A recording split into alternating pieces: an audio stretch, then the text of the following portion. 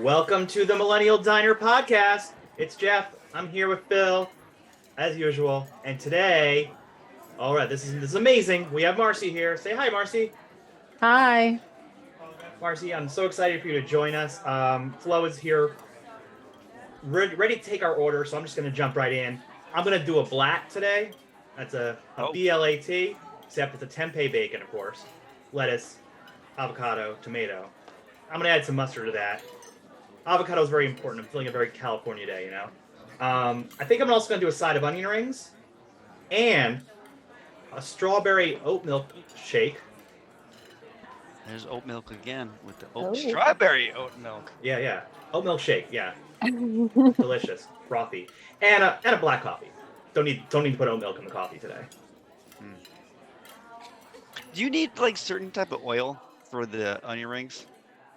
For deep fry, being to keep like veganese. In theory, yes. In most places, including this place, they'll warn you and say we use the same fryer. Is that okay? Right. Okay. And I'm like, we're doing our best here. That's how I feel about it. Okay. Just want to double check. Yeah. That's fine. Just totally make me feel like a fraud. That's great. Marcy, what are you gonna get? I'm gonna do a spinach omelet, and if possible, I'd like to get just regular French fries instead of the home fries. And I'm also gonna put in a pancake for the table. Oh. I hope you guys are gonna have some. Very gracious. Thank you. I love the table pancake. That's a move of authority there. You know, you're really letting people know.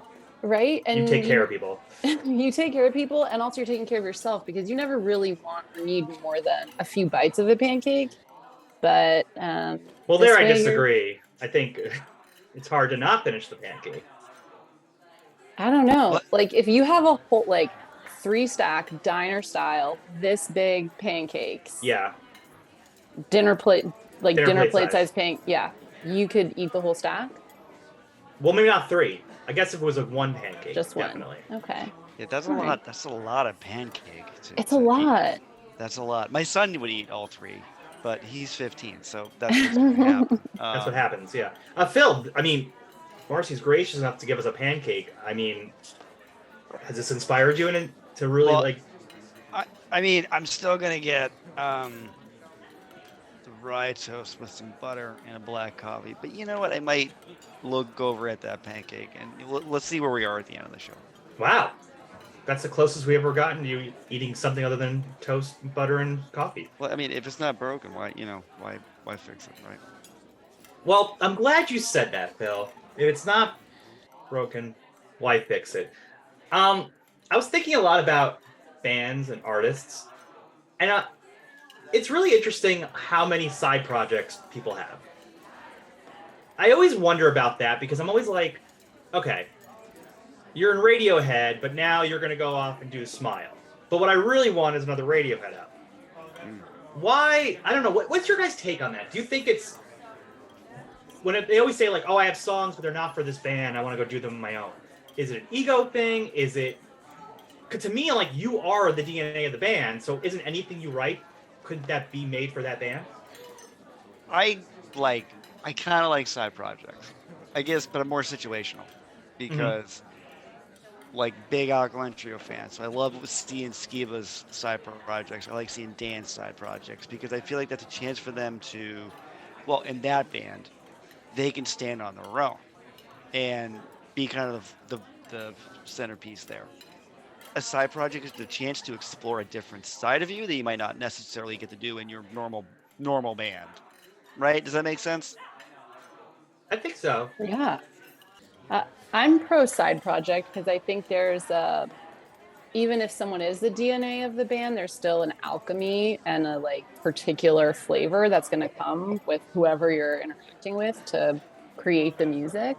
And it's interesting to see even the slight differences that come out of that. Yeah. Configuration being different. I just wonder if you're kind of robbing the other band though of something. You know what I mean? By deciding this isn't our sound. I want to explore something different. is it something like you bring to the band first and they like all together are like, no, this doesn't really fit us, and you're Yeah. like, oh, okay, maybe I'll save for something else. I don't know. It's Yeah, or if you're just like, you dorks aren't capable of this other vision I have, so I've got to like right. hire some new cronies. But with that, I feel like musicians would be like, well, no, you got to go where because like some musicians like, no, I think that makes more sense for it to be over here. I don't know. That's a very interesting question. I like that question a lot. I think No, it's very. I don't think it's black and white. I don't think it's cut and dry. I think it's very situational. I imagine this to be the kind of band that would welcome that environment. Like oddly enough, I feel like Radiohead would be welcoming to the go explore some new sounds and stuff like that, but always come back. yeah. Um, But I mean, like Tom York had his own solo album at one point, and like it's good, but like I could see that becoming a Radiohead song. You know what I mean? Like there's yeah. if it went through the whole mechanism of the band. Now, so let me ask you a question. So then, if we take Blink for 1 second, and when Blink broke, I mean, I guess at that point when they did They did Boxcar. Boxcar was a thing, and Boxcar then Racer. Plus 44 is a thing. Yeah, and then Angel. So Boxcar was the original. Boxcar Racer was Tom's original side project. Okay. We're not talking about Blink-182 today, by the way, everybody. Just real quick, so everybody Yeah, understands. it's one of our Blink tangents. So yeah, Tom wanted to do Boxcar Racer because he was really into like post-punk hardcore bands like Fugazi and stuff like that. So he wanted to kind of like capture that sound, which he felt like he couldn't do with Blink. But then he brought Travis along in the band, so it was kind of like, wait a second, now that's a fuck you to Mark for sure. Right, that's what I mean. But then flip side, Plus 44 isn't Plus 44. Plus 44 was a reaction to Tom leaving the band to do Angels and Airwaves, where he completely abandons them. Okay. Does Angels and Airwaves. And so Mark and Travis are like, well, we want to do something. So they made Plus 44. Okay. All right. So sort of fits the conversation, but also sort of doesn't. So, okay. As you were. Well, the only reason I even thought about this is because there's a band from the early 2000s who I love called Something Corporate.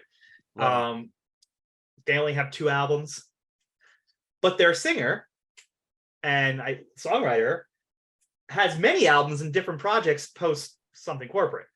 And it's just interesting. We are going to today talk about the first time Andrew McMahon veered away from Something Corporate and started a band called Jack's Mannequin, a project called Jack's Mannequin. And on August 23rd, 2005, they released their first album, Everything in Transit. And that's what we're going to talk about today. This album takes place, a lot of the background is in Los Angeles, which is great because, Marcy, aren't you from Los Angeles? I am from Los Angeles, born and raised. Oh, wow. That works out really well. That does work out really well.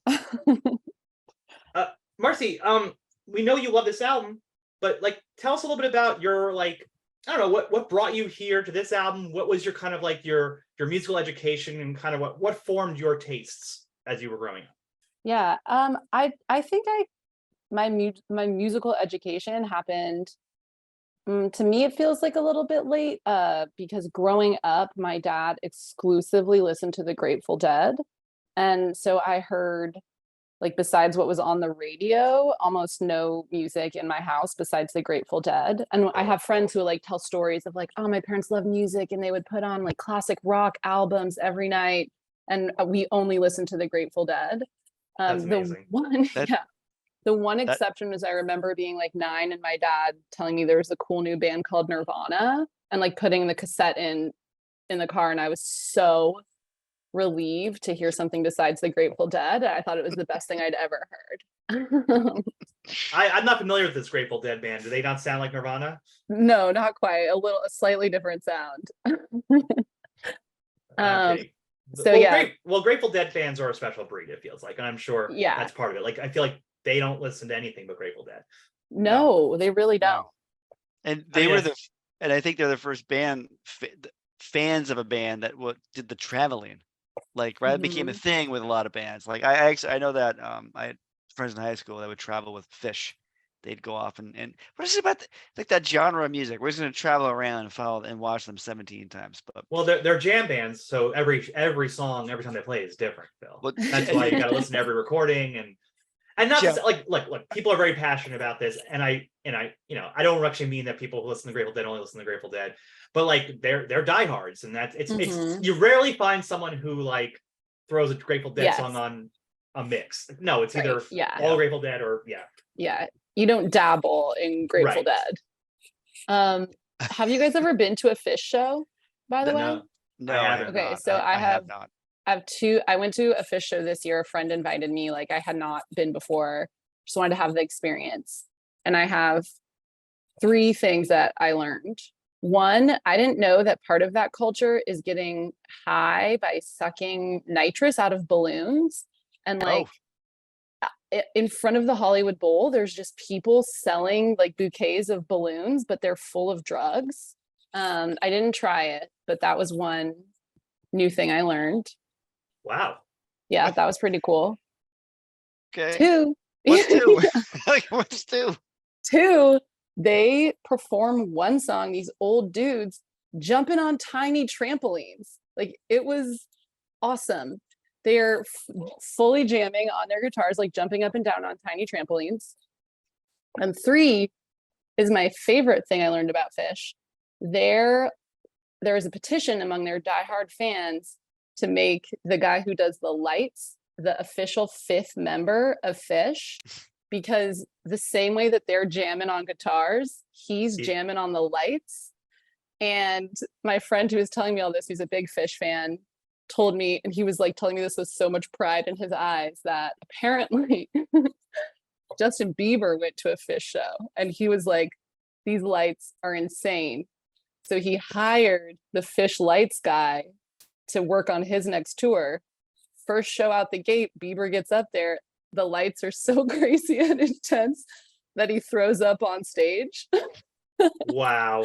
And my friend who was telling me this is like, because these old guys, they can jam to these lights every night. Bieber couldn't handle it for 10 minutes. And it was like a real thing he was proud of as a Fish fan. I love every second of that story. That story is amazing. What a life-changing event for you to like go to this. Like you've just entered a subculture, and like, did you feel like when you left, like I kind of want to see them again? Like, did you feel like the sickness coming on? A little bit, I did. Like towards the end, you're like, actually, this does sound really good. That's really fun. It's funny. I always whenever we start talking about jam, I have to go back, Jeff, to our first episode we ever did together, was episode 0, where I said, no jam. We're not doing jam on bread. No jam. And I always think about that. Like, I kind of feel like I feel that connects. No jam bands. I don't like jam. Don't like jam bands. Well, if you're a fan of Grateful Dead or Fish, you can send your furious letters to Phil in New Hampshire. That's I will happily take them. Which is ironic because Fish is from Vermont, if I'm correct. And you hate Vermont. I do. I have dislike for Vermont. Stupid. You wouldn't think you'd come onto a podcast, a public forum, and tell which state you hate the most, but here you are. Here I am. Oh, Vermont. So okay, Grateful Dead. You heard Nirvana. What happens when you hear Nirvana? Yeah, that was a formative moment where I was like, oh, music is awesome, not just like a kind of boring thing that's on the radio or that your dad is playing. And it sounded angry and cool. And I had like for the first time that feeling that I now know very well of like, oh, I just want to listen to this a lot. Like sit and listen a lot. And from there, I think another kind of formative experience for my musical taste at that time was being on a road. This is like 13 or 12, and someone's mom took us to the mall, and I had money to pick out some CDs from Sam Goody. And I picked Goody got it. Yeah, Goody got it. That's right. I picked Saves the Day, Stay What You Are, like almost randomly. And then I picked the Good Charlotte album that had a blue sky on it. I forget what that one is called. Is that their first album? I think it might have been their first album. And I like had a Walkman, and that was the first time I had the experience of like all day, every day, listening to the same albums over and over and over again. And then that kind of like sparked my interest in this genre of music and really formed it at that age. It looks like the self-titled album from 2000. That sounds right. Yeah, That sounds right. With the blue sky. Yeah. Also, well, it's interesting because both those bands share some DNA with Something Corporate and then Jack's Mannequin. Right. When did you discover this album? So I liked Something Corporate, and I had a friend, our friend Caitlin, who Jeff, I don't know if you've had the pleasure of meeting Caitlin. No, yeah, future guest. Future guest, the coolest. And she and I liked Something Corporate, and we liked, putting like this kind of genre of music on in one of our cars and like driving around and scream singing. And she told me about Jack's Mannequin and this album that he'd made as a side project, and that she thought I'd like it. She maybe even burned it for me. But she was my introduction to this particular album. And at whatever age I was, like 17, this was a no skip album to me. Like I could listen to it all the way through forever at that time. That's amazing. Can I tell you something really funny? Yeah. I burned this album of CD for my friend Caitlin. Wait, really? Yeah, for a different Caitlin, my friend Caitlin on Long That's Island. Cute. And I remember because I like to draw, so I drew the cover, because the cover of the album is like a cartoony look of Venice Beach. I drew that on the CD, so she would have like the album cover. Anyway, that's really funny. Did you? I would love to see your drawing of the album cover. Do you have it? I mean, she has it. I mean, I gave it to her. She better still have it. All right. Well, before we dive too much into this, let's put a pin in the albums. I know we're all excited to talk about it, but all right. So you got into the scene. Who are like the four bands? If you were to make a Mount Rushmore of artists or bands, who would be on there that really like? Well, it could be anything. It could be like what represents a scene to you, or just what represents what you love in music. Okay, but we are talking about this scene in particular. You can be, yeah. Okay. You could be however you want to take that. However you want to put the big four. If you want to make it you make it scene based. We've had scene based, we've had non-scene based. I mean, so you do as you wish. Well, I will answer. When I first read it, the first four artists that came to mind, which I think just represent what I like right now, were Bjork, Kate Bush, Stereolab, and Hall & Oates. Those are my Rushmore. Hall & Oates. Yeah. None of those have made a Rushmore yet. That's incredible. No one has put Kate Bush on a Rushmore yet? Not yet. You're the first. Damn. Not yet. You were the first. It's funny. Hall & Oates is on here. So long time ago, I used to do I did collection calls for the Department of Education. Did you have to call Daryl Oates? Oh No, my God. Well, wait. You do student debt collection calls?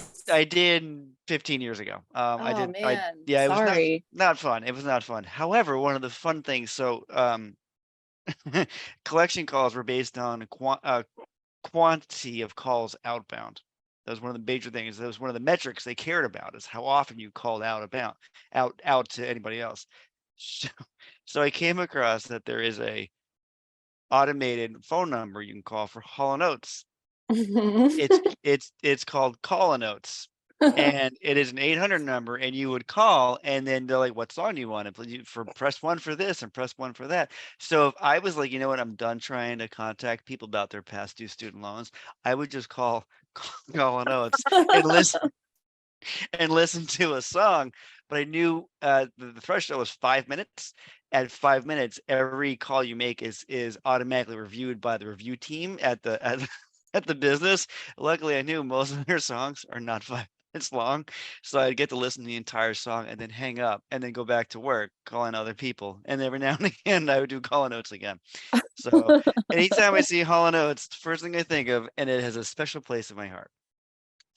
That's amazing. Do they just cycle through the full catalog, or is it like hits only?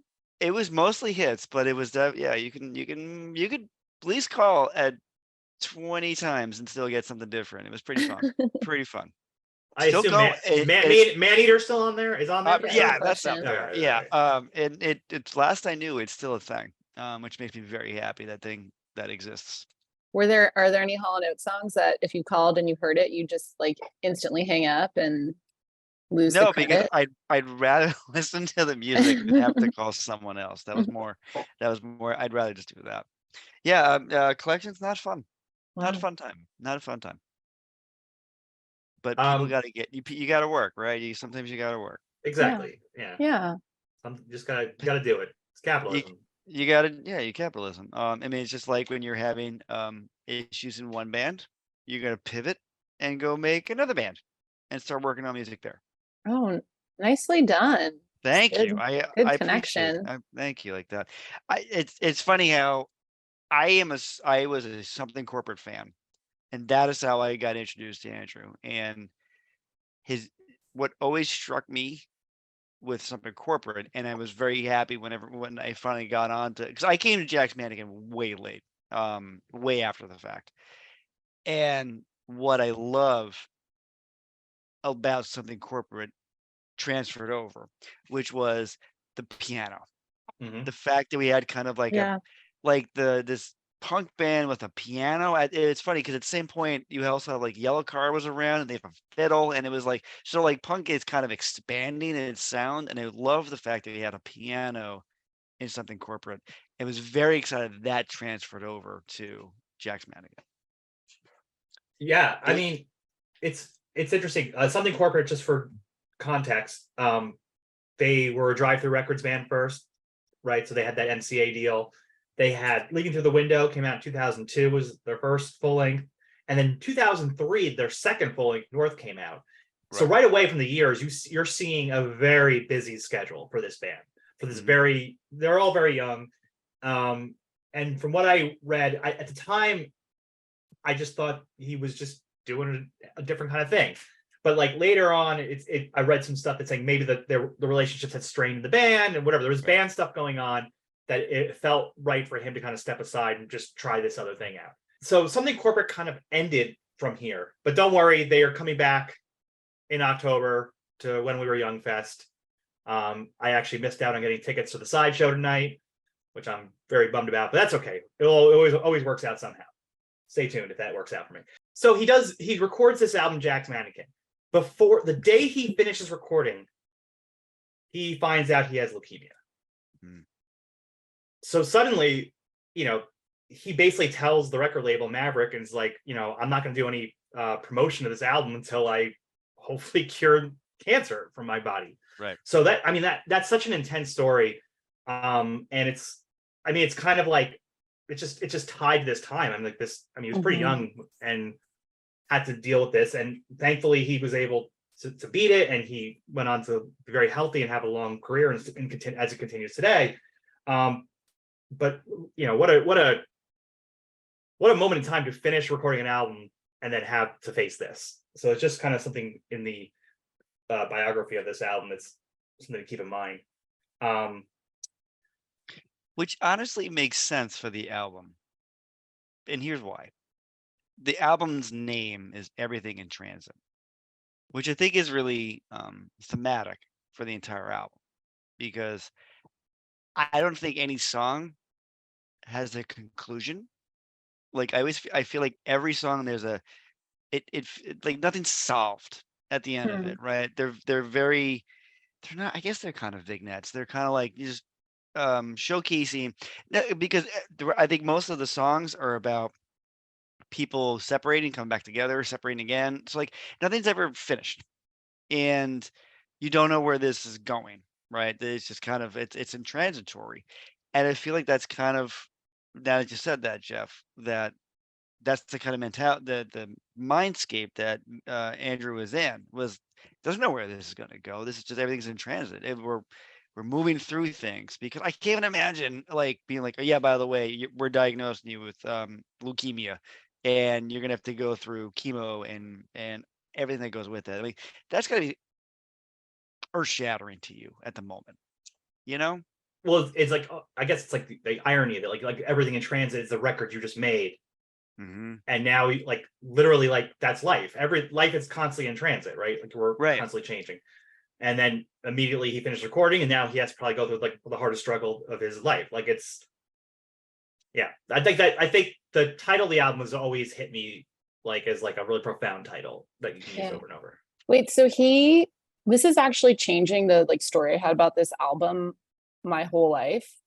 So he finished recording it and then he was diagnosed with leukemia. Yeah. So when Caitlin gave me this album, I think, or I've made this memory in my brain, she told me that he created it while he had leukemia.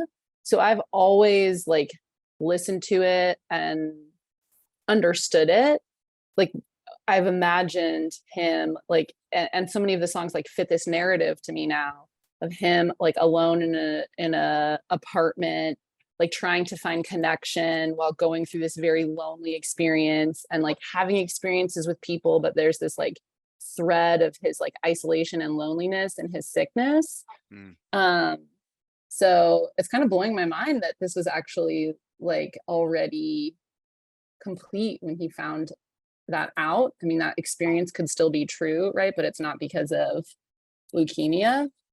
Well, it's interesting, like the subconscious of the artist, like what's going on beneath as you're creating, like to not even realize that those songs could fit that situation that's about to come up. Right. Yeah. Damn. Yeah, it's intense, but again, thankfully he beat it, and there was a documentary he made called Dear Jack that kind of showed a lot of what he went through. I think it came with the EP Dear Jack, which is also interesting because Jack's Mannequin, I always thought this was a Fight Club reference. Right. That's what I always thought. But I guess because he had this song called Dear Jack also, Jack was just kind of like this character, less than a direct Fight Club reference. Like this is Jack's, I don't know. I'm Jack's Tabla Rasa, whatever it was. Yeah, exactly. Yeah. I don't know. I feel like there were a lot of emo bands referencing Fight Club at this era, so it's just par for the course. Yeah. Which, looking back, might not have been the best thing to always reference, but here we are. Ultimately, it sounds like Andrew needed a holiday from the real. That's what it sounds like. Although I added the real into it. Yeah, it's from Real. It's holiday from Real. I mean, don't we all need holiday from Real? Yeah, I love the opening of it, like the beachy shore sound to it. It makes. I feel this is an album that has a total package, has a total thought to it. Like even so far as the album cover, it's beachy. Like you said, Jeff, it's a cartoony version of Venice Beach, and then you've opened to this beachy sound to it. It even closes with the beachy sound, and and I love that kind of bookend. And I think it creates such a California vibe, which I feel every song is very California. Absolutely. I mean, this song, it came out before I lived in California, but this pre-chorus line, "Oh, California summer, my hair is growing long. Fuck yeah, we can live like this." Like, I'm pretty sure I started growing my hair long after hearing this song and dreaming of being California summer, which I now am. So it all worked out. And my hair's not that long, but it's fine. I'm gonna also say this. I think Andrew says fuck the greatest way. I don't know why. I remember that was something corporate, and I was just like, because it was with Jordan. I think it was like, it was "fuck you, Jordan," and I remember going like, that guy just says it in a fun way that I'm like, yeah, you're right. Fuck you, Jordan. And it's in like going like, fuck yeah, we can live like this. I just always felt he says it the greatest way. I think that's true. I like made that note listening to this a couple times. Like I don't know the right word for it, if it's the emotionality or the enunciation, but he has a way of saying many words that is so satisfying. He's got delivery down, Yeah. His delivery is down, and it's not like, although there were times where some of the other songs where I'm like, okay, we don't need to take 17 notes to get there, we probably can go with just like 2 or 3, but you know what? I'm gonna roll with it. Um, Jeff, I want to ask you, this is a song about going to California. Yeah. And you, out of the 3 of us, are the one who went to Marcy's from California. So you don't I'm sorry, you don't count. You came there. But Jeff, You started off in the right place, so yeah, you already started off in the right place. Because Marcy, I want to get your opinion next. But Jeff, as a person who went to California, how Mhm. do you feel? What do you feel about this song? I mean, this is the idealized vision of what going to California feels like. Mm, This is like it really encapsulates, especially being from the Northeast and thinking, and you just think of California as like this place where everyone's getting high and just having the time of their life, and the sun is shining and there's seagulls flying around. I mean, it really captures all of it, but like that's not what it really is. It can mm, be, but mhm, that's not. This is a dream. mm. Marcy, what about you? So, as a Californian, what I do you have think about this song? I have never considered this a song about California. Like this song doesn't feel like California to me. I've never made that association. Hmm. Um, and when I think of songs that make me think about like California and California feeling, I think of like the Beach Boys. Hmm. Yeah. Okay. But this is the first time I've ever even considered that someone would like listen to this song and be fantasizing about California. Well, you're sitting with him. That's what he was doing.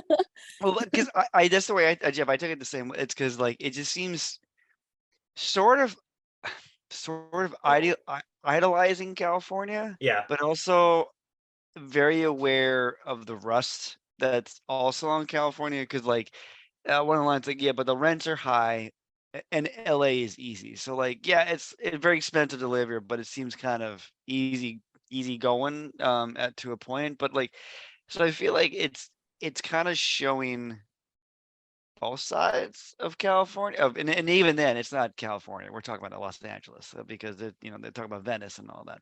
So it's like in California, last I checked, is a fairly big state that encompasses a lot of things. So it seems very Southern California. Well, I mean, there's definitely the rust, like you said, but like there's also this kind of like, again, this is why this is like a fantasy version of it. Because in the Yeah. bridge where he says, "Hey Madeline, you sure look fine. You were my favorite sweater. Being poor was never better." We're idealizing this like struggle here. Like it doesn't matter in California, in LA. You Hmm. come out here and it doesn't matter that we don't have everything's not perfect, because it is, because we're here. Mm. Why is Yeah. it called Holiday from the Real then? Because I think this is the fantasy. He's It's a enter fantasy? the fantasy Yeah. world. Yeah. Yeah, okay. Yeah. Like Yeah, even okay. that line, like being bored was never better. It's just like checking out of reality. I associated that with like being infatuated more than like to me, I associate this song with like the rose colored glasses of infatuation, and that Hmm. there's also infatuation and like maybe you're a little bit buzzed. Yeah. And it's that same thing of like it's rosy, it's awesome, it feels great, but there is this what you were calling rust when talking about LA. Like there's this Yeah. kind of knowing sense that this isn't all real. You're sort of taking a holiday. I don't know, I really wasn't trying to get back there to holiday from real, but that it isn't all real and that there's some like awareness from of that. Well, and I think that really shines in with the name of the song. Jeff knows I'm a big fan of titles, and titles must matter. Hence the name of Hmm. this album. I'm really excited that the name of the album, Everything in Transit. I mean, it sets a tone and a vibe very early. And the song being it's a holiday from Rio. We are not dealing with real life anymore. This is Mm-hmm. we're gonna go take a holiday from that. I equate it at work when I usually it's on a Friday and I get an email at like 4 o'clock where I say that is next week Phil's problem, not this week's Phil's problem.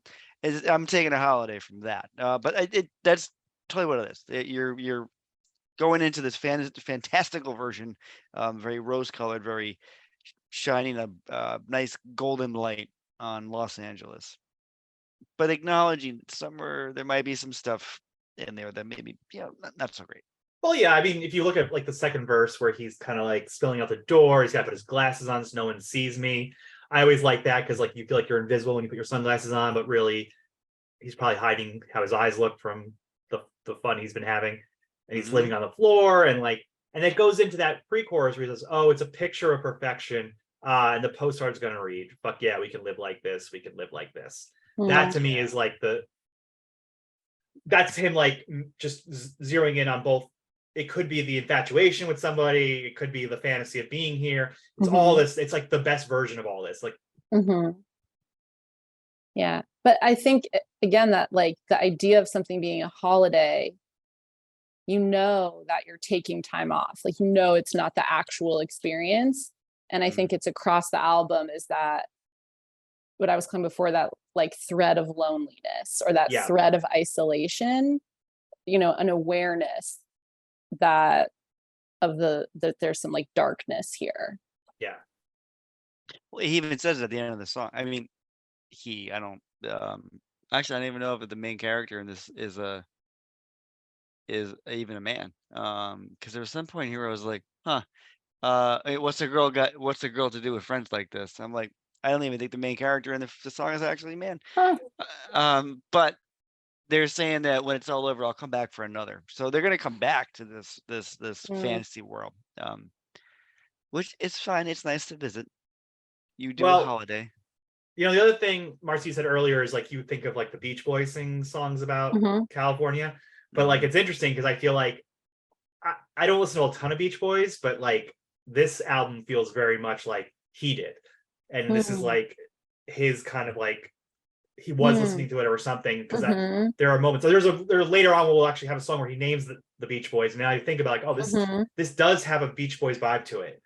But you know, that's something the audience at home can decide while they listen to the first song. Here is "Holiday from Real" by Jack's Mannequin. Next song is called "The Mixtape." Marcy, you had mentioned this loneliness before that's going through the album. That might be what's driving this little ditty.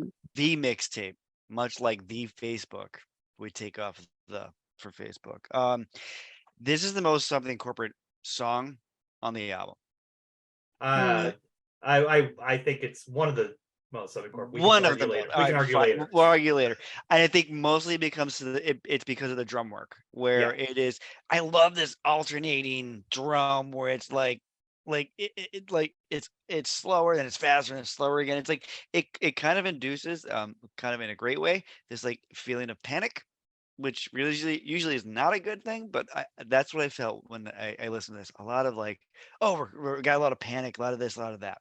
You know, it's interesting. The music is very catchy. I feel like the whole album has this like catchy lightness to the music, but this one definitely, I didn't go as far as something corporate, but I'm like, oh, this is to me, I'm like, this is the punk song on the album.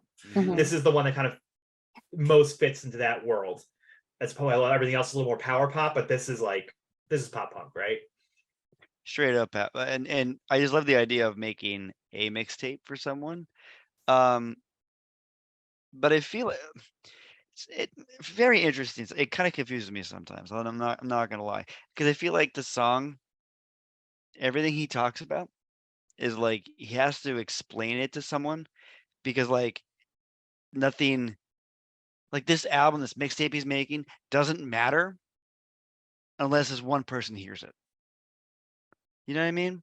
Yeah. Ooh, that's interesting. I had something different struck me from the song, which was the line that I love: "This mix could burn a hole in anyone, but it was you I was thinking of." Right. And so I interpret that like there is emotion and story and power here that is universal, but it was for you. And that's like, ooh. Yeah, I thought that too. Like, to me, it's like he's making basically the ultimate mixtape that could, you know, what do you say, that could sink the sun as well. Like, it's like this is like I'm putting everything into this mixtape, right? And you know, where's this person now? Because they got to send it to them. They got to hear it. Where are you now? Like, where are you? Here, you gotta listen to my mixtape, because you know that was the thing. Like when we were younger, I made a mixtape for you, like, and then it'd be really kind of like touching if someone made you a mixtape. Like, you spent time to make me a mixtape. That's very nice of you, because you know look, making a mixtape, folks at home, kids you nowadays who might not make mixtapes were a thing, and like they were involved, and you had to think about it because you had to make sure the vibe kept going right and it felt right the entire time on side one and side two. So, um, the fact that he calls it the mixtape is like this is the bee's knees, the mixtape. Do you think he's talking about the album in general, like Yes. grander Yeah. scale? Yeah, Yeah, right. for sure. Well, there's a recurring theme that we'll find out, and that we can even look back at the first song. But it seems like if my first reaction to this album when I heard it is like, oh, I feel like somebody broke up with somebody and they're struggling with that breakup both in the aftermath, and it's like, sometimes they're like, oh, I want to be with this person, sometimes like I don't want to be back with that person, and they're going through all the emotions, but they're not with the person.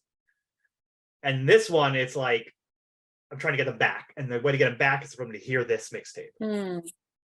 Which is it's funny because Jeff, you and I, we often talk about the sequencing, and I feel like this is the start of that talking about relationships. Because you got mixtape, bruised, I'm ready, la la la, and dark blue as a sequence, and even miscellany. It just I feel like from this point forward, every song is like a push and a pull in a Yeah. relationship somehow.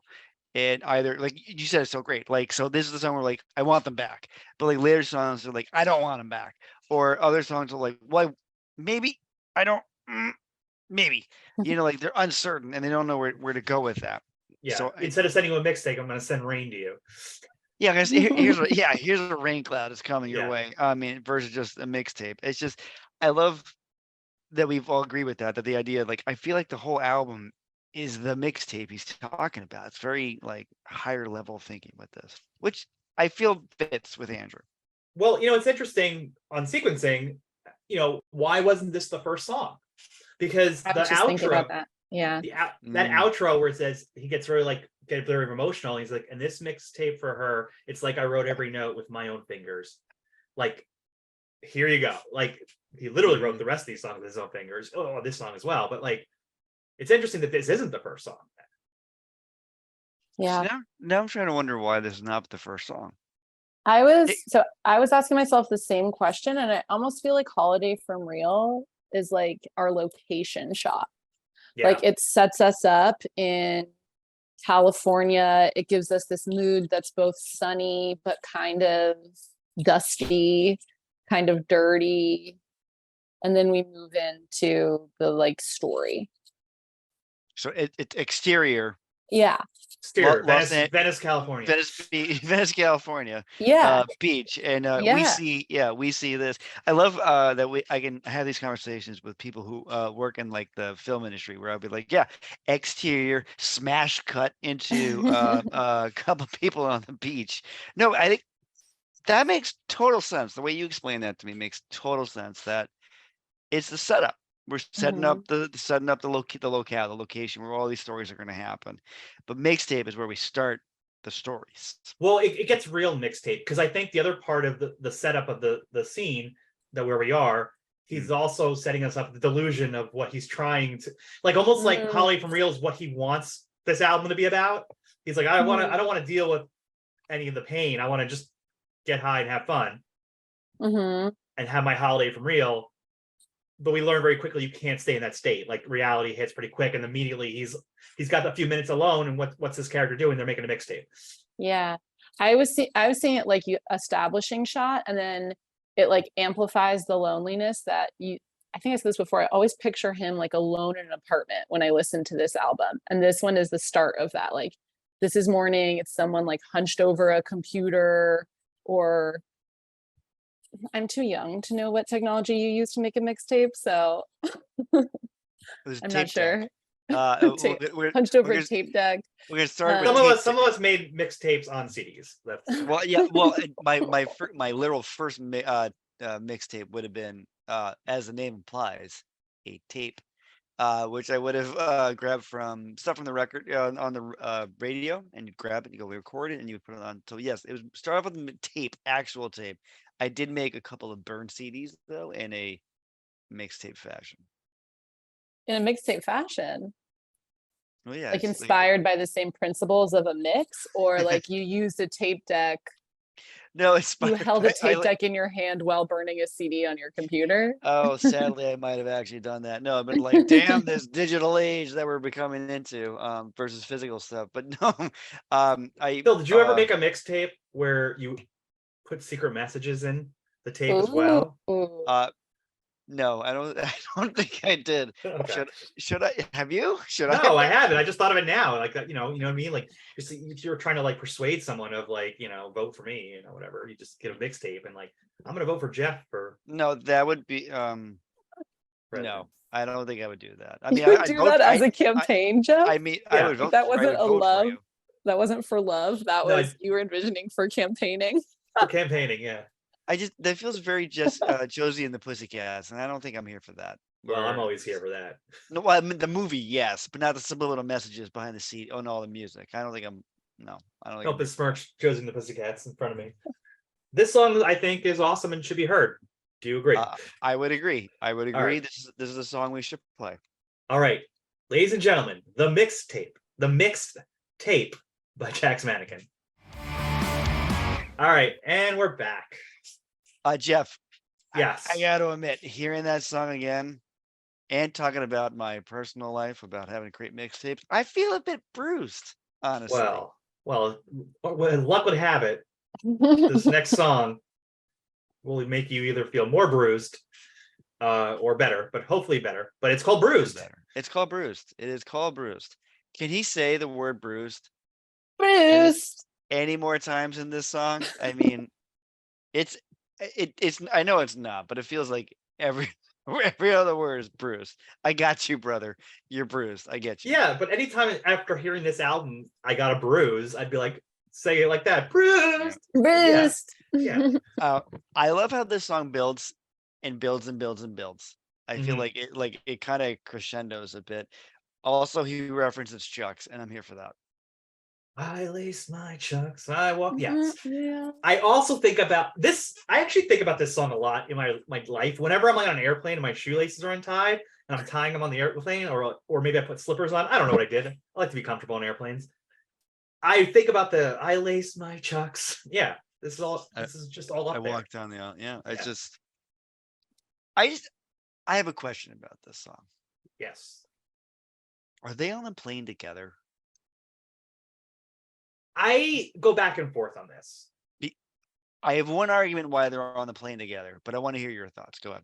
I feel like it could make sense if she's on the plane or he or she is on the plane with together. Yeah.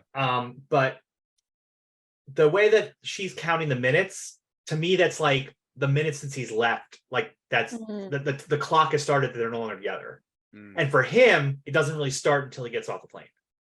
Because he's in transit. So it doesn't the timing hasn't started. But my argument to counter that is he's telling the pilot to take as long as possible. So I feel like they are on the plane with him or with the narrator. And like he knows that when they land, it's over. And he's using this time to kind of win them back. And he's like, take as long as possible because you're just giving me more time to get this done. Because I think it connects a lot with the next song. And I think it's kind of like a 1-2, maybe even the third song after that. So 1, 2, 3. But I feel like there's a definitely connection between this and the next song, I'm Ready. That's why I was wondering. So I have my dumb teenage ass. And again, I thought that he wrote this while he had leukemia. I thought this song was about getting treated for leukemia and having bruises from, like, I imagine needles, and that he was flying in between treatments and just one more plane ride and it's done. Like he was nearing the end of his leukemia treatments. In hindsight, that makes no sense. And now that, Jeff has finally helped me understand that's not true for what was happening here. I wanted to share that, but putting that aside, is it possible that the kind of what's happening in the story is he's flying? No, I guess he's going to spend 4 days at her family's old hotel. I was always kind of thinking about like he might be going to break up with someone Mhm. And there's this like, he doesn't want to do it. He knows he has to do it. There's still a lot of like love there. He's dreading this.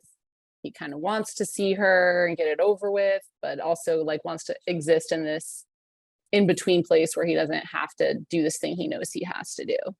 I think that makes a lot of sense. I mean, there's that line in that first verse where he talks about the 4 days in a family hotel, and he says, "Sometimes perfection Mm-hmm. can be a perfect hell." That really speaks to that. That makes Mm-hmm. a lot of that makes a lot of sense. That he's like, no, take your time because I don't want to have to do what I probably ought to do. Mm-hmm. And again, see, that makes much more sense because that connects a lot with the episode with the album in general of the kind of separating, getting back together. Everything's kind of in flux, and that fits perfectly with that. Which I feel like it's funny, Jeff. The more shows we do, the more I'm like, I think more albums are kind of conceptual albums than they let on. Like, and I think this is one of those where it's painting 10 pictures that thematically all connect to each other.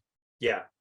And I feel like that is like that could be a concept album without being a concept album. Like the concept where you have characters and so on. So like The Wall is the obvious concept album.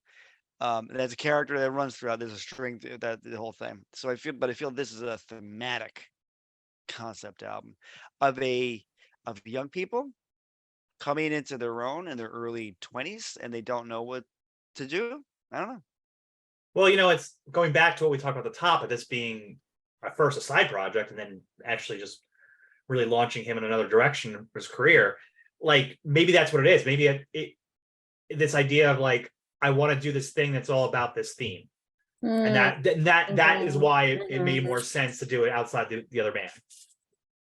Where Yeah, he had like a story that he needed to tell or like some feelings he needed to process and needed to do that more independently. of course, you could also if try I get it's funny, Marcy, you said earlier like how much knowing that story about him affected how you listen to this song.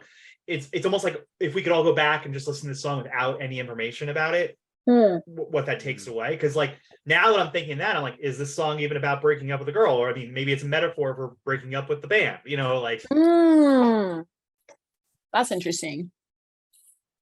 Well, I guess then the bigger metaphor is that this is a metaphor because I've said that now 3 times but it's a metaphor about trying to delay something you probably know you should do.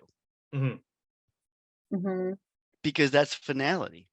Yeah. And that's not what this album's about. This album's about transit, right? Everything lives in transit in this album. Yeah. Right. And that makes, because that's I don't know, I guess ultimately like nothing.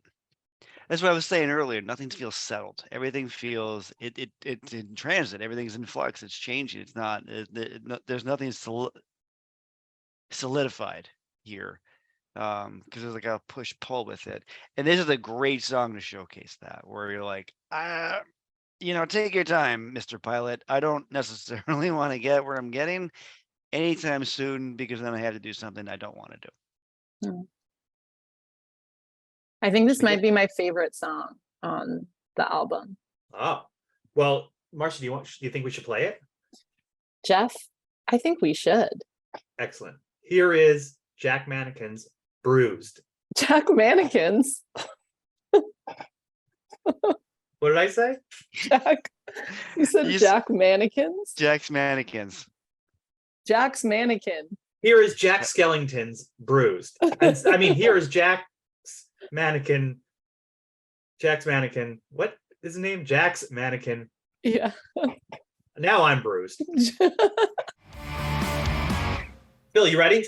I am ready to talk about I'm Ready. I'm Ready is the next song on this album. Similar vibes to the last song. I mean, similar themes, I should say, not vibes. I think it sounds very different. It does sound very different. It is a very similar theme. Again, I think it's kind of a 1-2 story. Now, I mean, maybe. Yeah, because like the last song was more about like pausing to get to or delaying having to do something. And this song is more about I am ready. I'm ready to drop. I'm ready. Don't stop. So this is a song I just feel like it connects nicely with the previous one. Although I So think it's about a guy who came to something too late. yeah, I feel like he should have ended this a long time ago, but Mm. because there's that part where he says, "In every word you say something sweet, because all I taste is blood between my teeth." Like, I don't know. There's just a lot of imagery here that's like this isn't the best situation. No, Hmm. not definitely not. It sounds like it's a good thing they get to move on, but again, I feel like a lot of damage has been he's very late to this decision. Because Um, he even says, "I'm aware I've been misled. I disconnect my heart, my head." Like he's like, I don't. I just something has happened to him long enough or them long enough that they finally arrived at this decision. I personally just wish they had come to it a little earlier. well, it's interesting because it has that spoken intro, right? Mhm. And today was a day just like any other. Oh, Like, so like this is always how it is. Why is today different though? He actually does it, or does he do it? yeah. I was thinking about this. Like, does he do it or does he not do it? This one feels very much like still in the tension to me.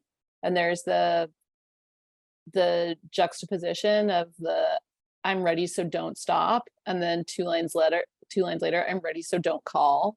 Mm-hmm. Like, I don't know what to make of that when I try and turn this into a story or a scene. Like, and it feels to me like someone who's like both in it and he doesn't want it to stop. And then all of a sudden that same feeling turns to like pushing away and like anger, like, no, no, actually I want this to be done. Don't call me. See, this gets back to what I was saying. Everything feels unsettled. There's like a Yeah. manicness to it where Mm-hmm. we're going Mm-hmm. this way, that way.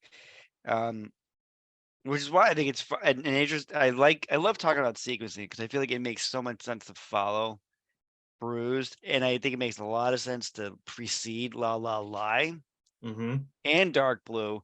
Um, Sequencing in this song, I'm just gonna say it right now, I think the sequencing on this whole album is pretty great, Yeah. where you just I feel like everything fits where it is. Nothing feels out of place. And it all just leads up to the big song at the end, or songs. I don't know if you want to part one, part two. I always One of my favorite parts of this song is the spoken word part. Like My life is a boring pop song and everyone's singing everyone's along. I mean, it's so uh hokey, but like the lament, right? Yes. Mhm. I love it. I think about it to this day sometimes when I'm having coffee. I need caffeine to the bloodstream. I take caffeine to the bloodstream. Yes, same thing. It's again, this album is so in my psyche that I think the Uh-huh. same thing. Like this is what I'm doing in the morning. Like I understand this morning. I wake up to find it's another 4 aspirin morning, and I dive in. I put on the same clothes I wore yesterday. Why did I decide that we have to change and wash a t-shirt after every individual use? If it's not dirty, I'm gonna wear it. Like that's the first half of the spoken word part, people. It's But good. no, that's all I got. No, it's very what's the word I want? I don't even know what the word I want. It's very first person, present tense narrative. That's what that is. But I feel like that section is meaningful because the character needs that Mm-hmm. at the moment. Like it feels very structured. Like the character had to structure himself or themselves to get through whatever they're trying to get through. And it's like I wake up to this and I go put on a shirt and I go get coffee and I take the coffee. It's very list based um versus it being listless, but very Well, I list mean, based. isn't a pop song very much formulaic, much like his life? I mean, Yes. like Yep. literally, he's literally listing the thing he does, and it's like if it's a list, it's a formula, right? This is what he does, Hmm. and then this is his pop song life. I So feel like that's almost the name of a song by an emo band. My life is a boring pop song. Probably Fall Out Boy. What are you gonna say, I Marcy? don't know. I have a kind of different read. Um, I've always heard this as like there's two characters, Mm-hmm. and Oh. one is the character who is like going through this breakup or Mhm. characters, and then the other character is Andrew, who's like inserting himself at moments throughout the album. Oh, Um, interesting. and so like Interesting. sort of that line at the end of mixtape, we hear a little bit of that. where like there's some imagery and then talking about creating a mixtape, but then all of a sudden, wait, are we actually talking about this album? And your fingers wrote every note on every song, which they actually did here. And then here's where I see the like Andrew character pop back in. Because to me, this spoken word part like doesn't have as anything to do with the like kind of manic tension we were talking about before of the person who's like navigating a relationship. So yeah, that's how this has always fit into me. And I think there's moments later where it like actually is Andrew and he's like, that's the record. I was, I'm lazy, so I'm probably not going to do this. So there's this, and another song, there's I forget which one, but it's like, guess what? About like, this is the first verse. Yep. Guess what? I'm done writing your song. And like that character doesn't feel like the same character who is in a moment with someone in the other songs. Or if they are the same character, they're like on different timelines. No, that's interesting. Yeah, I was never sure if it was all the same characters like going through. Like I think, what always made sense, I think Phil, you said earlier, was like the vignettes almost in that sense. But it could be. It's like literally this is like, because we don't get names, or we get some names sometimes, right? Like got Madeline, and we'll get Miss Delaney soon.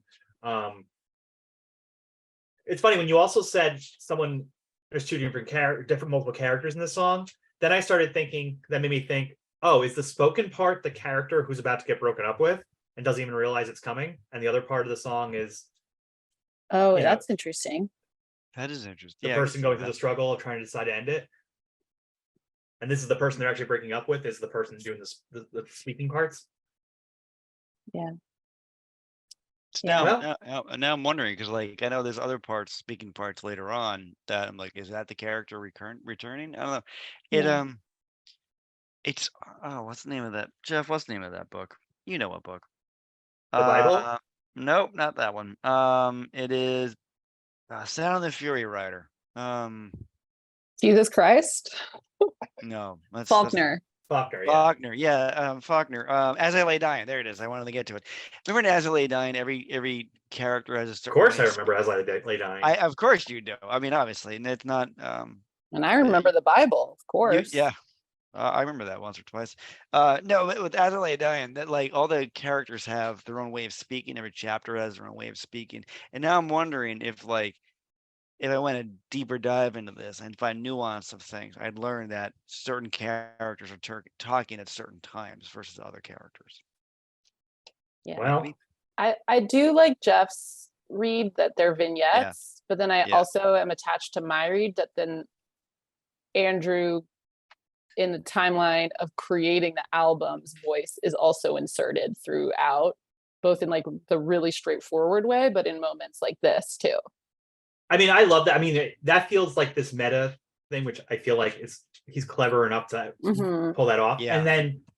And then not to like argue with the title, Jack's Mannequin being not a Fight Club reference, but that is a story in which someone is inserting themselves in the story as a different character and things like that. So who knows? It all could be a la la lie. It all could be a la la lie. This is a confounding song. This song. A confounding song. Confounding song. Well, one, love a harmonica in a song. Always. That. I feel like this character is just lying to themselves the entire time. Like the entire time. And like they're gonna break up. What was the one part where they always go, I'm coming back to my girl. This is a song for a long goodbye. It's like this like push pull comes back with this song, like that this is the last time I do this, but I'm gonna come back to my girl in July. Like that's always how I feel. I feel like this is a song about a narrator lying to themselves often, because they're always like, because I feel like the title matters, like la la lie. Lie is in the name. I mean, that just might be me reading straight onto the words, but he says, well, I've got friends who will help me pull through this. And he kind of says la la lie. I'm like, do you not have friends? That's how I always took it. Yeah, I thought it was like the la la lie of like, don't worry, I got friends. La la lie. That's like no, you don't. I don't how think they you pull do. through. No, you don't. I don't think you do. No, and then I'm coming back to my girl, la la la. I don't think you are. I think you're like lying to yourself here that you think all these things are going to happen because I don't think they're going to happen. Mm-mm. Yeah. I think it's just thinking of our conversation about Holiday from Real too, that this one like sounds to me the sunniest, but it's called La La Lie, and he's constantly like throughout the song reminding us that these are lies. And so there's something about that juxtaposition again of like the sunniness with something a little darker or unreal. That is like the perfect word for this album, juxtaposition. And as an English major, I'm annoyed I didn't think of that word to fit this, but that makes total sense for this album and this song in particular. Guess what, Jeff? I'm done writing your book. Yeah. The ending it got all twisted around. I mean, this is like it's such a declarative over the top. It's very over the top, but it's very declarative. Like I'm done helping you out. In the bridge, we've seen this before. We saw in our yellow card episode, we realized that every yellow card song bridge tells you the truth of what's going on. Right. This one kind of has a little bit of that too, because again, he does the guess what, I'm done writing you songs. I'm far too unstable to settle. I doubt the doctors are wrong. So, he is struggling with something, right? And maybe that's kind of like the push away of this person because of this. And he needs to get better. That's why he gets his girl in July. He has to get better first. Again, at 17, I thought he had to get better from leukemia because he doubted the doctors were wrong about leukemia. I'm going to keep bringing this up because this is shocking news to me that these songs aren't all about leukemia. But you know what, Marcy, they can be. That's the beautiful thing about the art of music. You're right. Whatever your interpretation is the correct interpretation. Roland Barthes, Death of the Author. Exactly. Andrew McMahon is not calling into this show anytime soon. Oh, wouldn't that be funny if my cell phone suddenly rang? Jeff, I think you actually makes a really great point about that. I'm coming back to my girl by July. That he adds some time to it. I think that's interesting that like he's taking a break or he's maybe seeking help or whatnot, and then they're gonna go. The spaceman that can't get high, like he's broken. There's something wrong. That's fair. I like that. I'll go with that. He likes songs about spacemen. I love the line, and every time I listen to it, I like go back 10 seconds to hear it twice. Every scene was a sign we made out through their meaning. That's so good. It's so I think good. that one's like, mwah. Pay attention, people.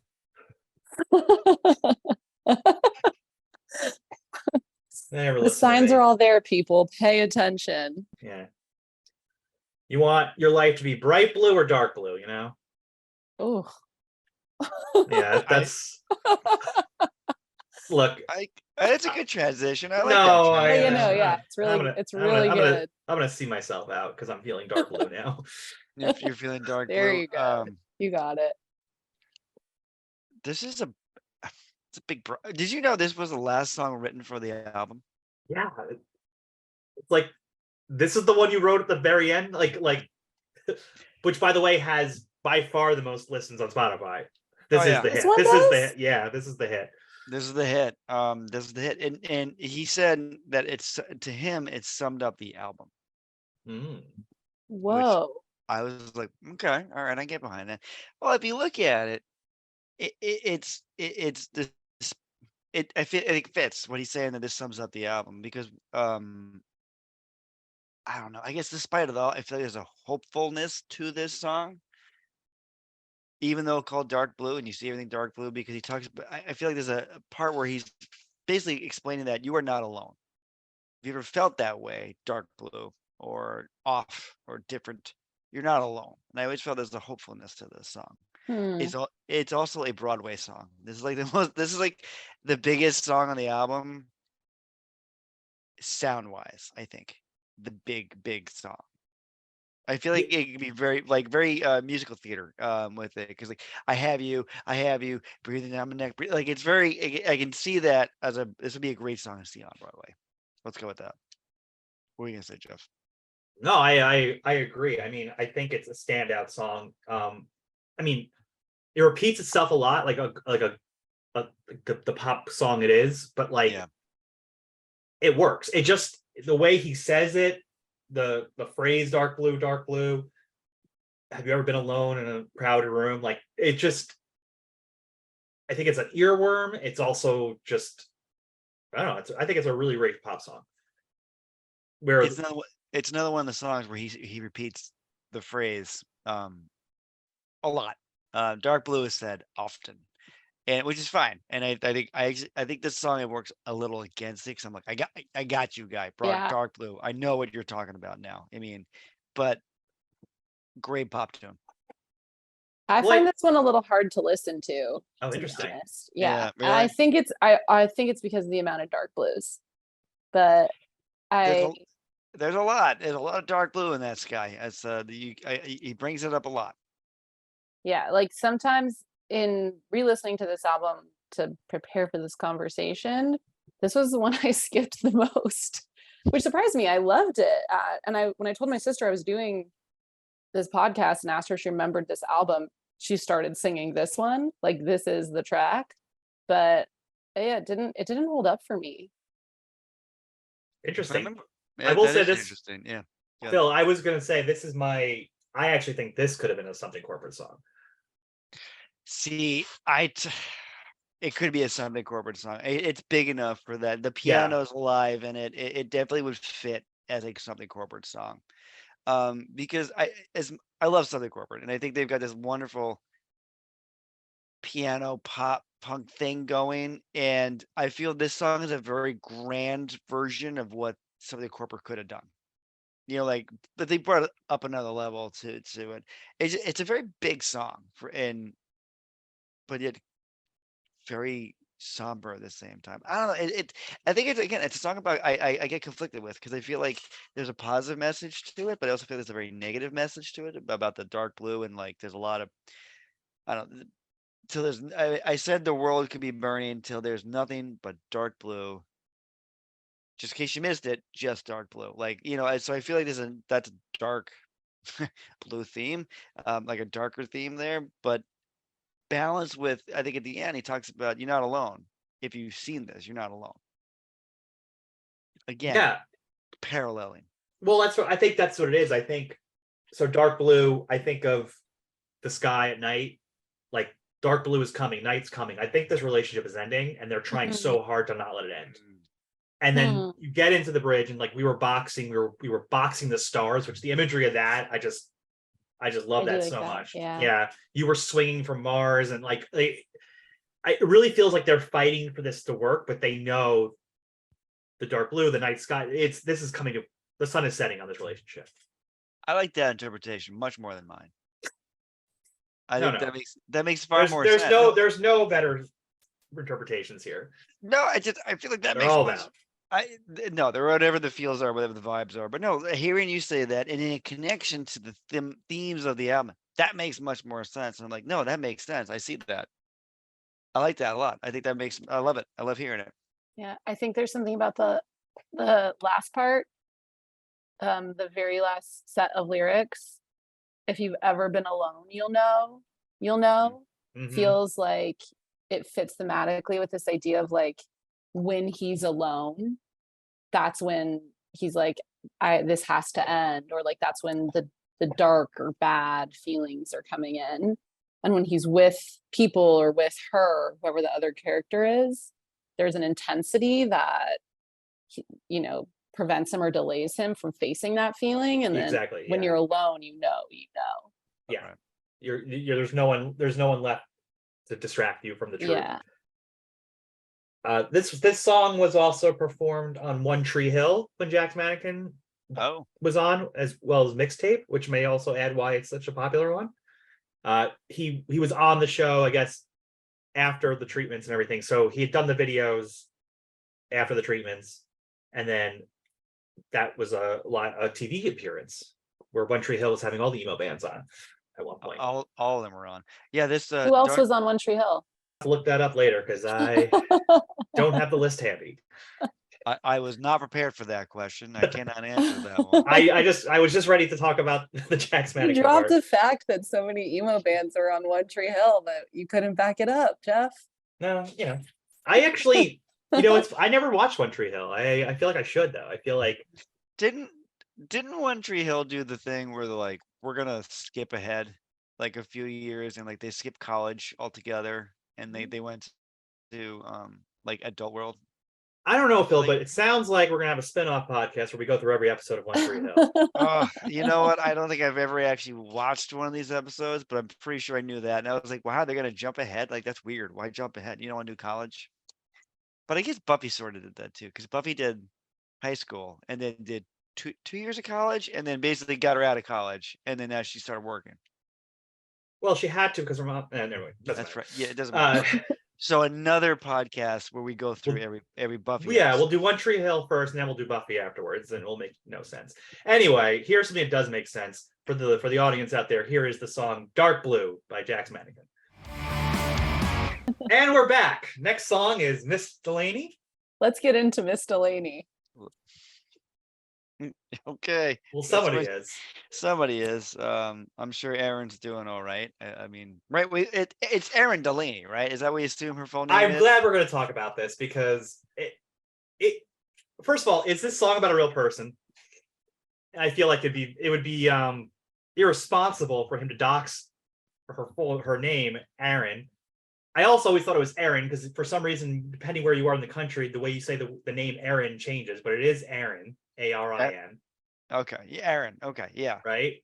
All right. So then, in preparation for this podcast, I of course looked up Erin Delaney to find out what Erin Delaney is up to. I found her LinkedIn page. Oh.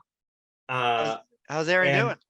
I don't know. And there's an Instagram of Erin Delaney, but it's private. But we both follow the same vegan bakery, so that was exciting. I don't know if this person is even real. I would just think there is, unfortunately, if you're Erin Delaney, there is somebody looking up you on the internet because they listen to Jax Mannequin. This song has my favorite line in it about having one less sad robot. Yes, I love it. Yes. I love it. That's That such a one's great so line. good. That's such a great line, and it's like, wow. So one, you're acknowledging you're a robot, but now you're also a sad robot. But yeah, she's a final queen from this. This is such an idealized version of what Miss Delaney is, and yet she's ignoring her boyfriend. Yeah, is it me? Let me know. Like, I feel like the protagonist and Miss Delaney are having an affair, basically. I think Like, they're almost having an affair. or I they're don't think almost, it's I think it's an emotional affair. I don't think it's Okay. a physical one because she even says like he says that or the narrator says they don't she won't sleep with me at some point in the song. I forget where. And it's like so they haven't got to the physical side yet. But Miss Delaney is spending an awful lot of time with the narrator instead of her boyfriend. Because basically he says like you treat your boyfriend like they're dead. Yeah. I thought they were having an affair. Like, I know what you're talking about. She wants, it's biblical how fucked my sleep can be, which I love that line. It's so like perfect, Yeah. but also like whiny. Yeah. But she won't sleep with me. Mm-hmm. But I don't know. I feel like there's something going on with Miss Delaney and the narrator for sure. Like, even if he's not fully getting it in, like they're smooching at the very least. Well, it's funny. I took that as she won't sleep with me. I took it as like she goes home. Like she won't go. She won't get like the intimacy part where they actually like stay together. Mm. So there could be an makes affair, sense. and then she's like, I gotta go home. I got a husband or a boyfriend or whatever, who I'm acting like is dead, but they're not. They're probably just on vacation or something. A vacation, a holiday from the real. That's what they're doing. But musically, this is I think one of the standouts on the album for sure.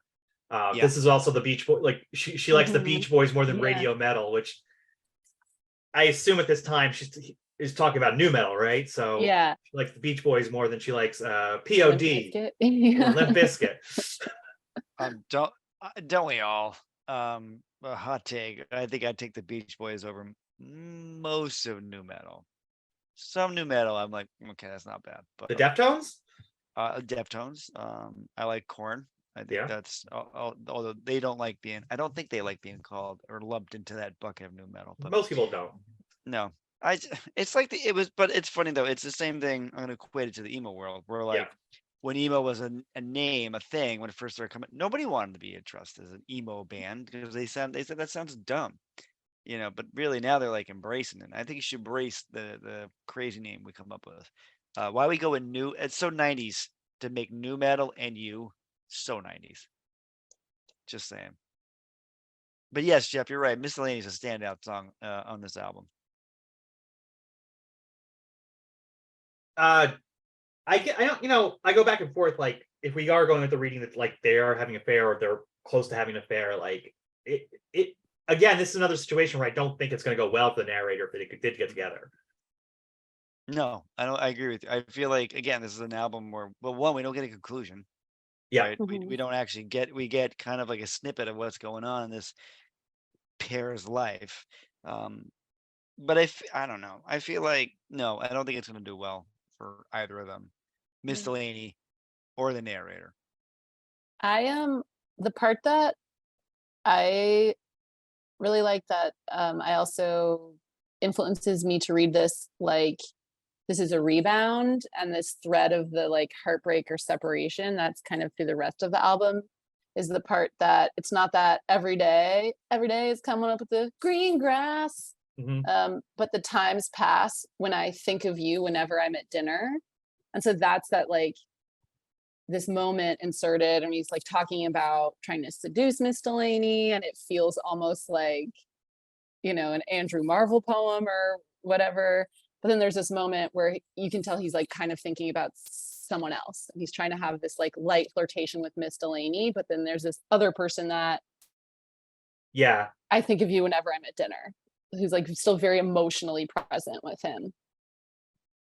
I really enjoy that too, because this idea that Miss Delaney is just a distraction, like that's what, and like he knows he can't be with her. Like it's everything about it is kind of like he's just using it as like the rebound, like you said, Marcy. Yeah, I don't think he wants to be with her. Yeah. And that's why I think the like Aaron and I would never lie to you. Like it's just this like classic like man trying to woo a woman structure. Yeah. I feel that. It almost makes me want to kill the messenger. That's how much I feel it. Well, I want to kill the person who's killing the messenger because I want to play Miss Delaney. Yeah. Right. Play Miss Delaney. Yeah. And then we'll kill that messenger, Phil. Don't you worry. Don't you worry. You want to play Miss Delaney? Let's go play that. Here is Miss Delaney by Jack's Mannequin. All right, that was Miss Delaney. Earlier, Phil had a wonderful segue to the next song, Kill the Messenger. So thank you, Phil, for that. Sure. Let's kill that messenger. That's That's what are your thoughts on Kill the Messenger, Phil?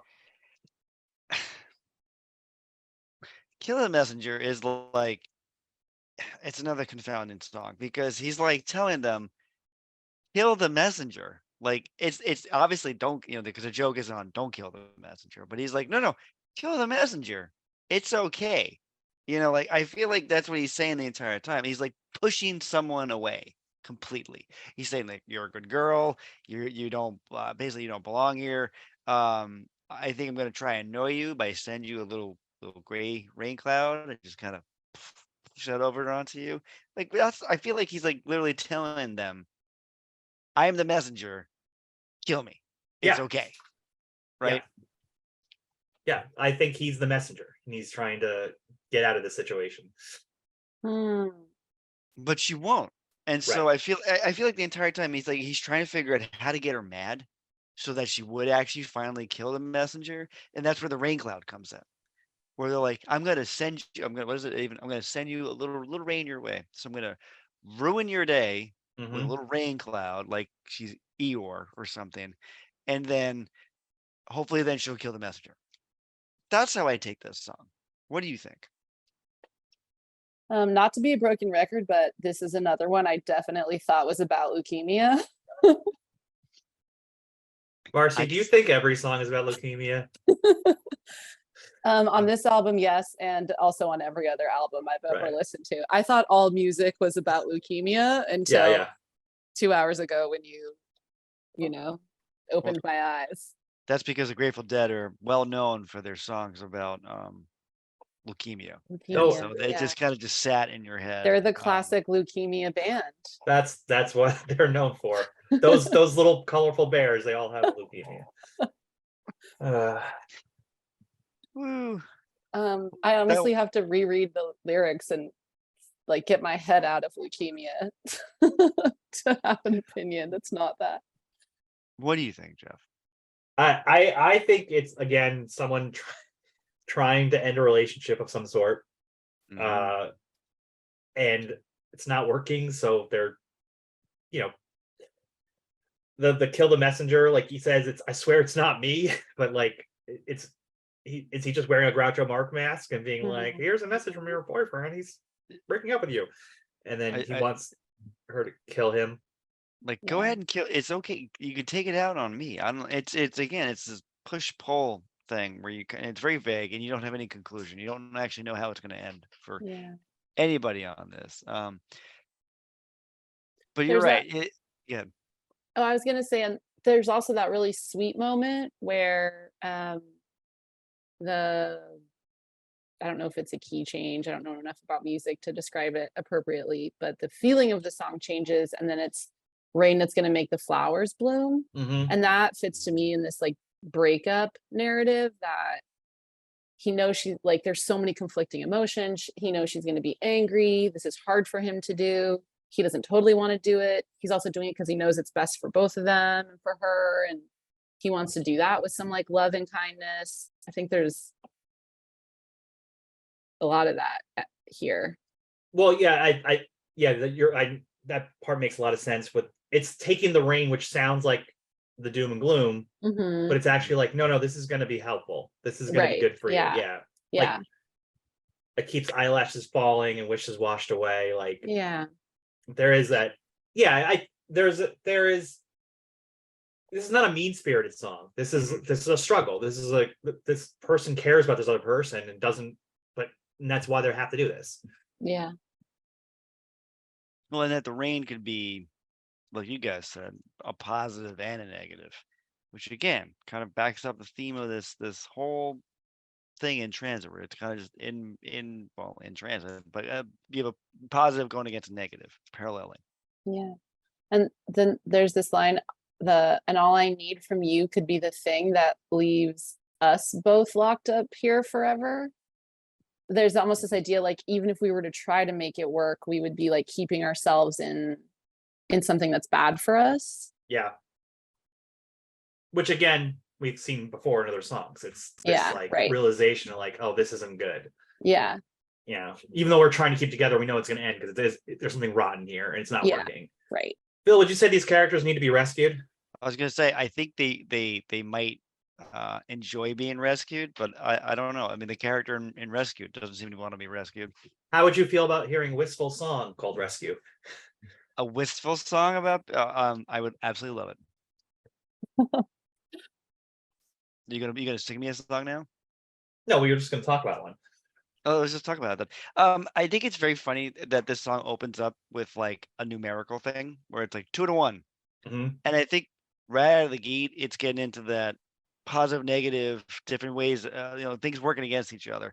And I think, but although it's a statistic, I think that's great. Just 2 to 1, static to the sound of you and I. I just, this is like a fun love song because I think she wants to rescue him, Mm-hmm. but I don't think he wants to be rescued. What I No, think yeah. I gave don't you think, what gave you that feeling? uh, perhaps him repeating it often, the word rescue. It's one gripe I'm Uh, going to say about the album is at times it can be very repetitive, which I find kind of a shame with him because I think Andrew is a very good songwriter Mm-hmm. and a lyricist, and I think he could at times not have to repeat the word so often. Well, Sometimes I want to be rescued for the amount of rescues there are in this, I think but that's kind of part of what makes these songs feel kind of throwback-y to me. Like mhm. there is this like late 60s, early 70s kind of like, not in the sound of the music necessarily or the recording, but like that idea of like repeating over and over choruses and certain phrases. It's very pop tuney to do Yeah. that, right? Because it gets in your Mhm. head. It does. Like you'll start so don't get me rescued, rescued. You kind of you start singing it, and I get it. I just at times I feel like it's a distractor from the song. Mhm. And this one I feel as I was like, I got it. I've said it now Yeah. 3 times. I get you. You don't want to be rescued. But I think you don't want to be rescued, but part of you wants to be rescued just like a little bit.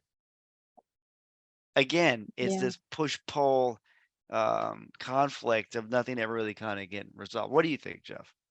Well, the other thing that I think about this song is interesting, is how, again, coming off the last song, which seems to be about having to end a relationship that is going wrong.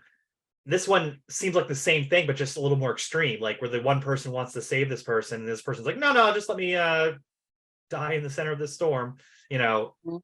I'm plus you fine. have the rain in the last one. Now he's in water in the pool, this one, or wherever. Um, Well, there's a storm, and yeah, the rain's gotten bigger. Now right. it's a storm. Is this the one with the tornado in it too? Is that this one? No. Yeah. I No, think this one is full of that. Yeah, like an even more intense version of the tension in the last one. I'm Yeah, feeling I'm feeling like I might need to be near you, but then actually, so please don't get me rescued. mhm. right. Exactly. Like Like he's going he will back go and back. forth. Yeah. Yeah. If Yeah. you do get me out of here, we're gonna be back together, and that's a problem. Yeah. Yeah. Exactly. That really shines in the 1, 2, 3, third verse where he says, because remember we started off the song with statistics. We said 2 to 1 odds. Essentially, this is going to happen.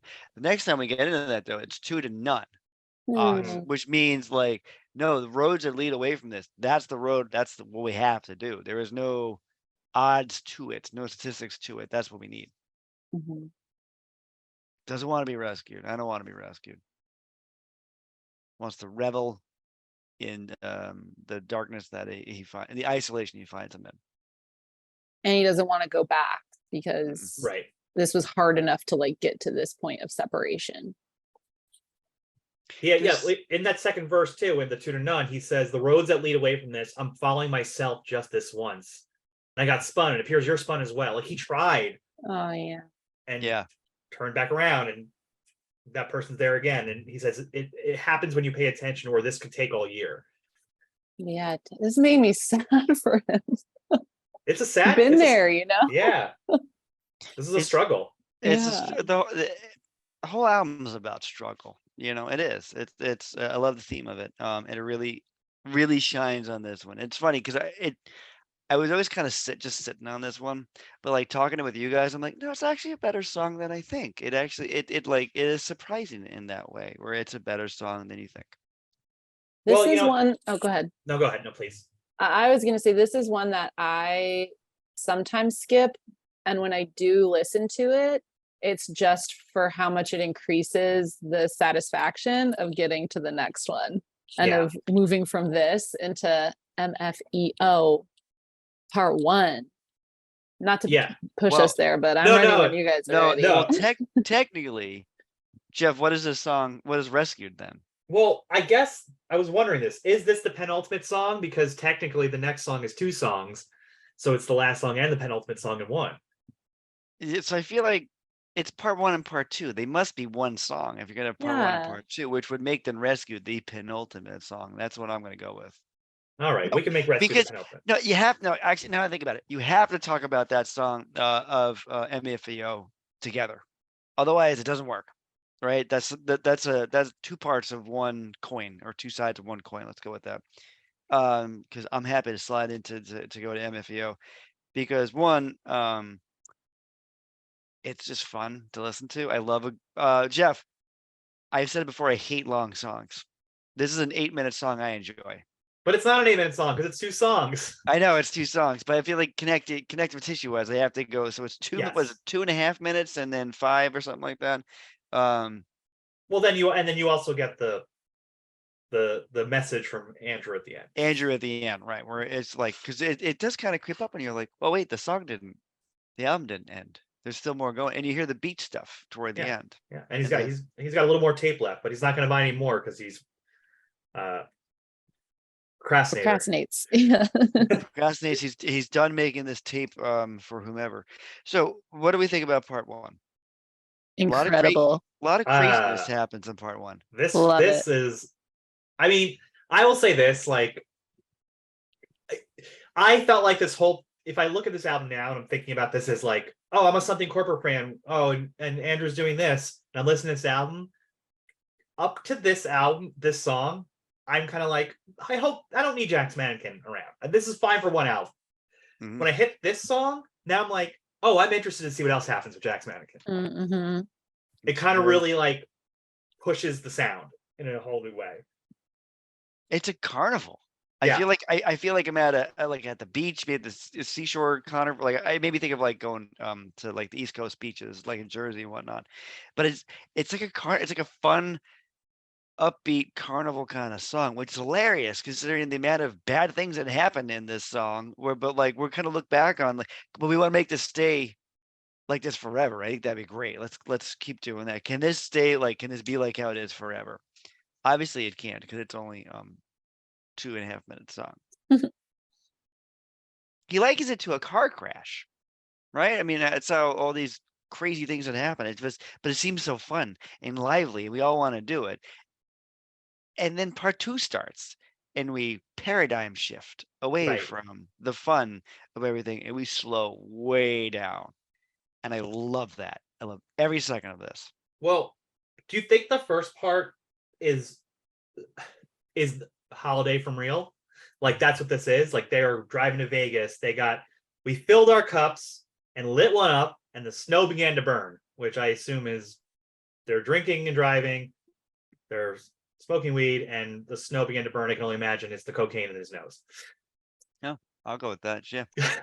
I mean, it could be. So I feel like the part one and part two is a culmination of the entire album, and it Yeah. covers the themes. There's even callbacks in part two, that there's callbacks to other parts of the songs. So I can see that totally, that the fun and they had at the beginning of the first song is basically like reimagined and kind of expanded a bit in part one. Well, just also that the chorus, this one, oh, maybe we were made for each other, and it feels like yes, we were made for each other, Mm-hmm. but that's not the feeling in the next part. Yeah. Well, No. I think that, and part one, I think hints that part two is coming. Yeah. With the, is it possible for the world to feel this way forever? Mhm. And then it answers, right? Like, no, not quite. So what's funny is this is the first time we kind of have a kind of conclusion. Mm-hmm. You know, the whole rest of the time we don't, and this is the first time we kind of do. Where I love the name of part two being "You Can Breathe." Like, take a pause and breathe. That's all it is. Breathing. It's just taking a minute to breathe. Taking a moment to actually just take a moment and just breathe in, breathe out. But the air is running out. Like there's like this scary thing in that line. What do you think about that one, Jeff? Well, it's funny. You had mentioned it earlier. It feels like a car crash, and I had this like thought listening to it again. Is there a world where, when we get to the bridge, they're out having the best time? They're driving. They're doing drugs. They're having this great time. They're having our holiday from Real. Was there literally a car crash? I kind of think there was. I think it was. Yeah. It was a Yeah. car crash, like a legit car crash. Like, Yeah. I mean, we were made for each other. Is it possible for the world to look this way forever? Crash? No, it's not. Yeah. And then we get into the next part, where Like this is where the illusion of wonderfulness ends here, right? Because so they have maybe the car. this is the real. Yeah. The real comes Right? crashing in. The Yeah. real Yeah. comes crashing in. That this is actually what reality is. And you know, you can breathe. See, here I think repetition worked really well. Right, versus some of the other songs where I'm like, I don't need the dark blue so many times. But this totally makes sense for me. I don't know why, just it does. But you can breathe now, but the air is running out on you. And so like, what happens if you run out of air? You're gonna suffocate, right? And so that's depressing me. Now that I said that out loud, I really got depressed with that, because it's like you can breathe in this space that you're in, but it Mhm. might not go well for you if you Yeah. keep staying here. So I had a different read before this conversation, Yeah. but then what Jeff just said about the car crash was like presented a totally new one, which I'm kind of excited about. But originally, I didn't read it as a literal car crash. I read it as like excitement and energy, and it's kind of dangerous and it's not going to last forever. And then he kind of settles down, and whatever this like new person or new feeling isn't there as intensely, and he still feels Mm-hmm. like Mm-hmm. he still feels okay, but he knows that that feeling is in transit, Oh but it yeah. won't last forever. Oh. So he's like, the intensity, the happiness, we're made for each other feeling kind of subsides. And now it's like there's some like sexiness, like hands all over you, but you can breathe now. But he, in the back of his head, he's like, this won't last. Like the air is going to run out and I'm going to be back in that dark place, or like the cycle will repeat itself. I'll be back where I was before. But, and then the new read I have with Jeff's interpretation of a literal car crash is there's also this like thread of drinking and drugs, and like spaceman can't get high. And Yeah. so it's like the conclusion of that story, in that it ends with drinking and doing cocaine while driving and getting in a car accident. And this to me feels like the moment right post crash where you're like, you can breathe right now, but like you're in wreckage, and this is like the kind of rock bottom. So like you can breathe in this moment, but the air's running out and you've like really fucked up. And I think that's a really cool way to look at it across all the whole narrative arc too. Yeah, that's really awesome. The other thing about this other part two is that echoey way he kind of puts in like almost the ghost of a memory of like we were made for each other. Like it now sounds like a ghost. Like that even that sentiment is kind of going away. But then just looking at this too, like you waited for me in the rain in the parking lot, cold hands, lips blue, clothes stuck to you. You could have phoned me for a ride. It's mess out there. You said it's rain, so air be good for you.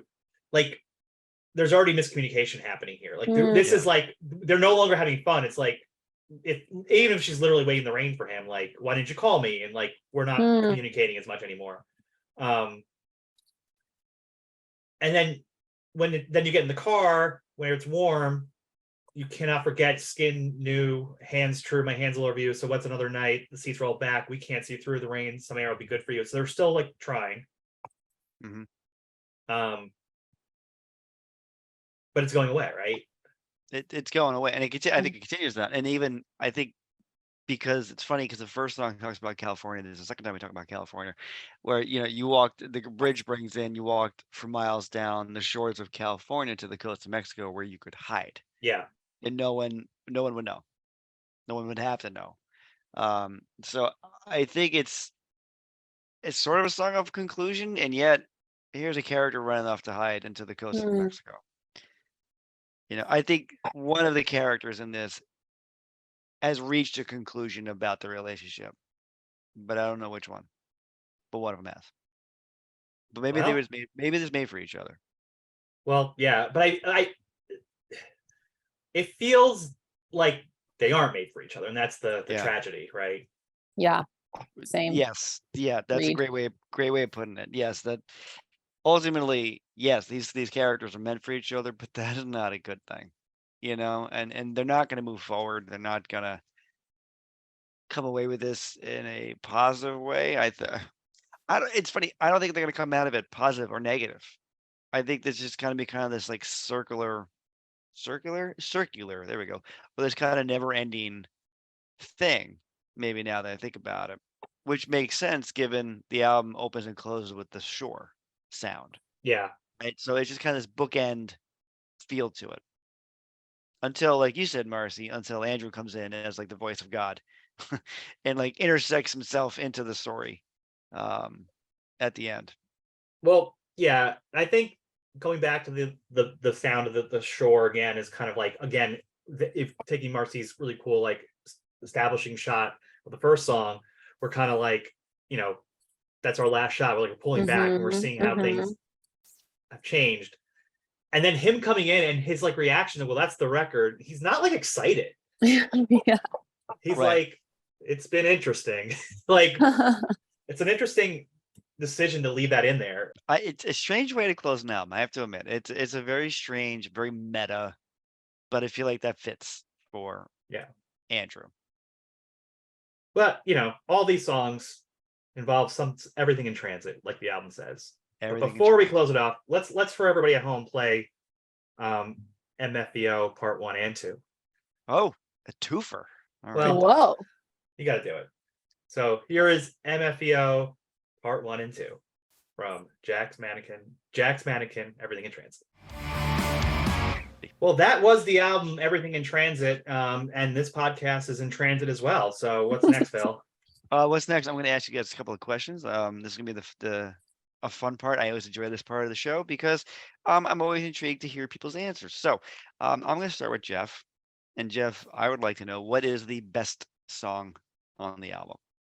Can I have two songs be the best song? Has it changed during the course? Oh, you could do two. Sure, why not? Let's do two. What are your two songs that you think are the best songs on the album?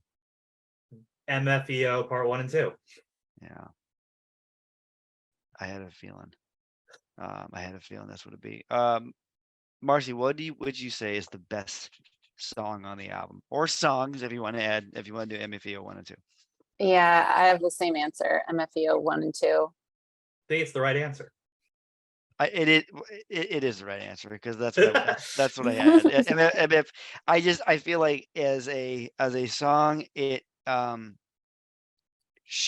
really illustrates the duality of this album, and it's done really well in the 1 and 2 of the song. So yes, it is the best song on the album. Jeff, let's go the other way. What is the song you are going to skip? I'm going to skip. I went back and forth on this one. I think I'm skipping Kill the Messenger. Kill the Messenger. Okay. Yeah. It was going to be that or Rescued. I only think you need one of those on this. How close is Rescued to you for that one? Well, it's Marcy brought up earlier. It suffers the fate of a lot of songs that are before the best song. And you're just like, get me to the next song. We had that on Disenchanted from Black Parade before Famous Last Words. It's like, sure. Give me the Famous Last Words. Right. Just give me that's the best. Well, Famous Last Words is the best song on the album. I mean, that's just, it is. It just is. Marcy, what about you? What is the song you're going to skip? I'm going to skip I'm Ready, although Kill the Messenger is in a close second place. Kill the Messenger is a close second place. But Marcy's right. It's I'm Ready. That's the song we're going to skip. We're skipping I'm Ready. It's just, we're skipping I'm Ready. I'm like, every time I listen to it, halfway through it, I'm like, yeah, I'm ready to move on. What's the next one? I need caffeine in my bloodstream. I take caffeine in my bloodstream. It's the one I move on from. It's like, you know what? I just gonna move on. That's what it comes down to. I'm gonna move on. I feel like there's better songs. All right, Jeff. Now my favorite part is, what do you think is the sleeper song? What's the song everybody's sleeping on? Why, Phil, everyone's sleeping on Miss Delaney. I think that is an extraordinary song. That is, on Miss Delaney, not. Yes, on. On. Very good. It's a song that we're talking about. It is a song we're talking about. We came from a scene that was weird about stuff like that, so I'm trying to make sure we're very forward thinking about it. Marcy, what about you? What do you think is the song everybody's sleeping on? I do think Miss Delaney is a really solid choice for that, but to mix it up, I'm going to say Bruised. Oh, okay. Bruised, good call. Bruised. It's the way he sings with it, right? It's the way he says it. Well, Jeff's right. It's Miss Delaney. That's the sleeper song of the album. It is you the judge.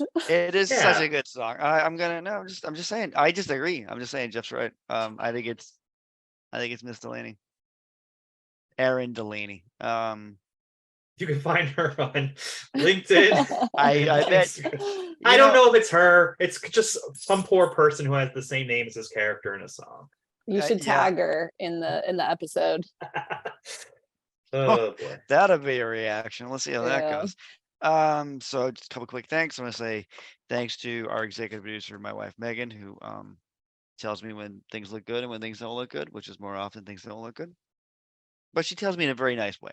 So I learned to build on that. Folks at home, we have a few things. We've got the Instagram, we've got Threads, which I don't do much with, but that's okay. We also have Facebook, so remember to follow us, like, subscribe, and comment every now and again. If you comment, we might comment back. Yeah, we might comment back. We Jeff, definitely will. we definitely will. I try my best to actually respond to people whenever we see anything.